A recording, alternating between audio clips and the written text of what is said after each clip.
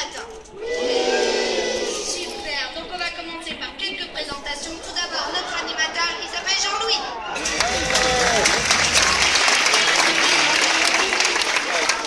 Avec moi aujourd'hui, alors tout d'abord, je commence à ma droite, ma collègue, elle s'appelle Caroline. Et à ma gauche, c'est ma chef, elle nous vient tout droit d'Angleterre, elle s'appelle Nikki. Et attention, maintenant, les stars de ce spectacle. Donc on va commencer par le plus jeune, que voici. Alors c'est un mâle, il est né ici à Marignane, il a tout juste 2 ans.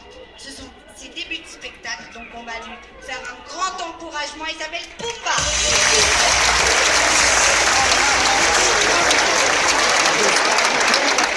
Et le plus beau de ce bassin, le plus câlin, il s'appelle Taz.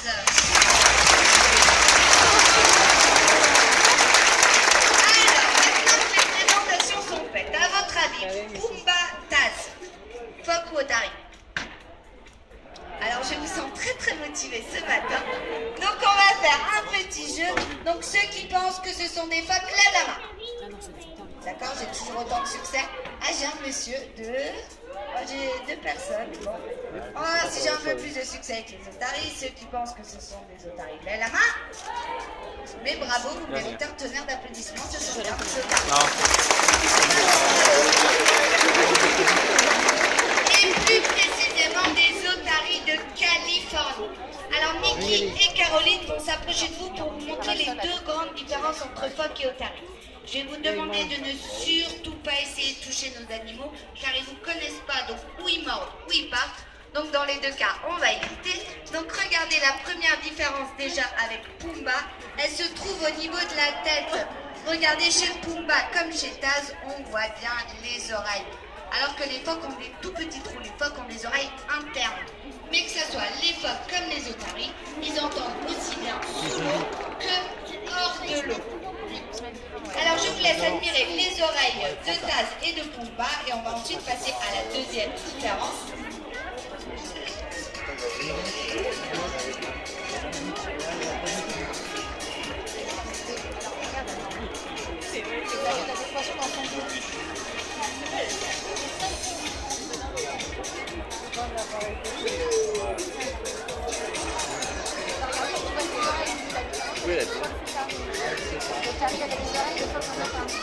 C'est bon les filles, on peut passer à la deuxième différence?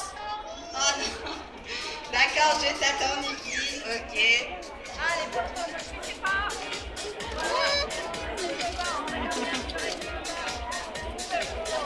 C'est bon Nikki?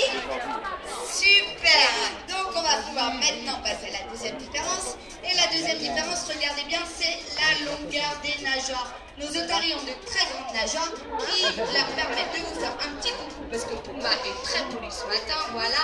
Et maintenant on va vous montrer, oui Taz aussi, et maintenant on va vous montrer le déplacement de l'otarie dans l'eau grâce à ses nageoires. Alors attention, regardez avec Pumba et Taz, c'est parti.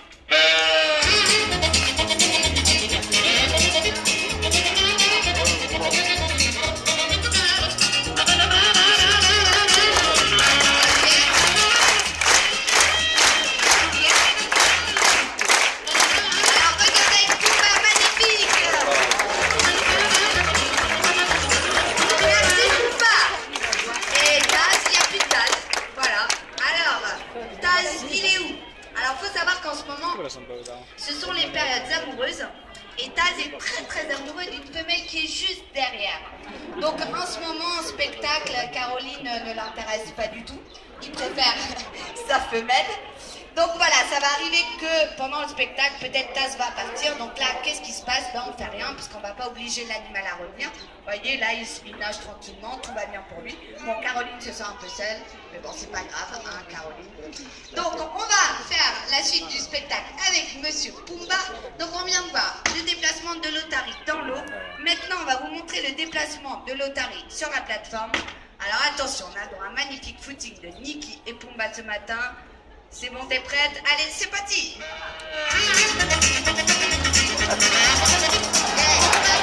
Ça, c'est de la triche, là. On recommence. Voilà. Pumba, voilà. Donc, Pumba, voilà, il a 2 Donc pour lui, les spectacles, c'est encore un jeu. Donc il va revenir et on va quand même lui faire un tonnerre d'applaudissements parce qu'il a quand même essayé de courir.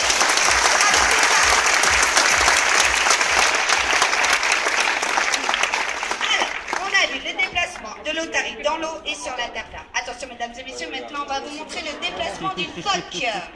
Et oui. Eh oui, il y a une petite erreur là, ma chère Nadia. Jean-Louis, t'as un problème.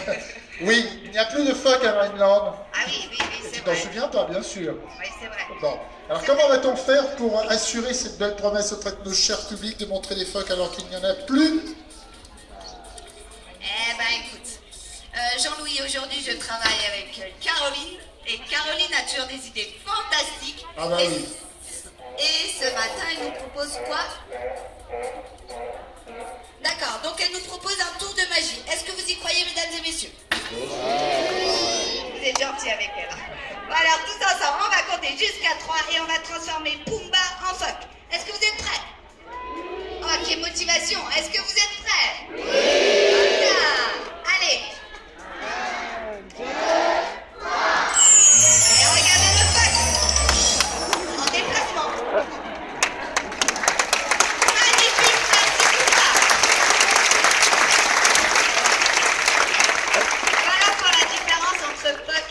Donc tout au long de la journée, vous allez voir différents spectacles avec différents animaux et vous allez sûrement vous poser la question comment on apprend tous ces comportements à nos animaux.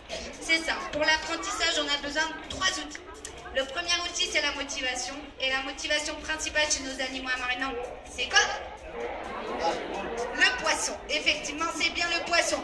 Donc, ils mangent entre 5 et 10 kilos de poisson par jour. Aux orques, ça peut monter jusqu'à 90 kilos de poisson par jour. Et qu'est-ce qu'ils mangent? Parce que j'entends souvent sardines. Non, nos animaux ne mangent pas de sardines. Ils mangent quoi? Du sprat, du caplin, du hareng, du merlan bleu, du calamar. Enfin bon, c'est très varié comme nourriture. Mais il n'y a pas que le poisson comme motivation. Il y a quoi d'autre?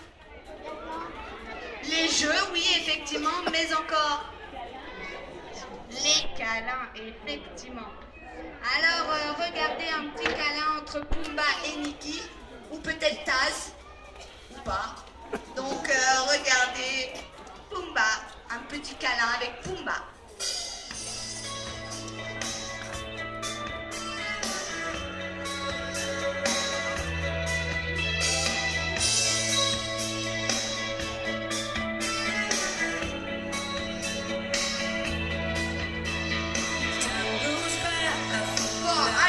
Pumba ce matin est un peu craintif parce que Taz est dans le bassin, il tourne autour de Pumba, donc voilà, Pumba préfère rester sur son podium, donc bon, il est avec nous, donc on va quand même l'encourager par des applaudissements. Donc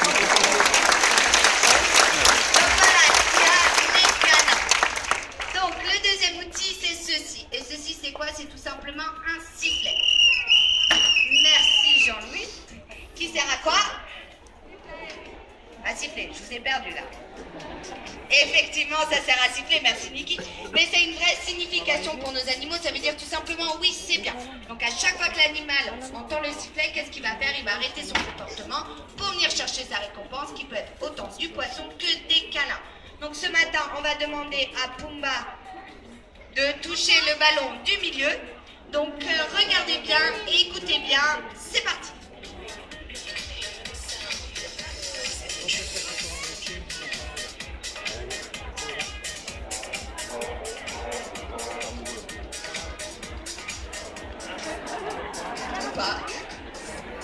D'accord. Alors là, comme vous avez pu constater, Pumba a voulu sauter pour toucher le ballon, mais Taz était autour. Donc Pumba forcément a peur. Donc finalement, on se retrouve sans animaux. Donc peut-être Niki va aller dans l'eau et toucher le ballon. Niki? Oui? Donc on va sortir 2 autres animaux qui seront peut-être un peu plus motivés. Donc on va pouvoir passer ensuite au 3e outil. Donc si je reviens au 2e outil, on utilise le sifflet qui veut dire c'est bien.